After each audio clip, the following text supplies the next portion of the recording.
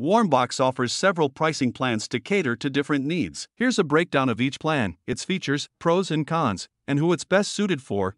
Solo plan for $15 per month. Let's see what it offers. Warm up 1 inbox, send up to 50 emails per day, 1 team member access and premium support. If I talk about its pros, affordable option for individual users or freelancers. It's good for warming up a single email address. Includes premium support for troubleshooting. If I talk about its cons, limited email sending capacity, not ideal for teams or large-scale email campaigns. It's best for freelancers, solopreneurs, or individuals starting with cold email outreach. Secondly, a startup plan for $69 per month. It offers warm up 3 inboxes, send up to 250 emails per day, 3 team members access and premium support. If I talk about its pros, suitable for small teams or businesses, warms up multiple inboxes for a better sender reputation, accommodates a small team for collaboration. If I talk about its cons, might be limited for rapidly growing teams or high-volume email campaigns. It's best for startups, small marketing teams, or businesses with a few sales reps needing to warm up their emails. Thirdly, a growth plan for $139 per month. It offers warm up 6 inboxes, send up to 500 emails per day, 6 team members access and enterprise support. If I talk about its pros, ideal for growing teams or medium-sized businesses,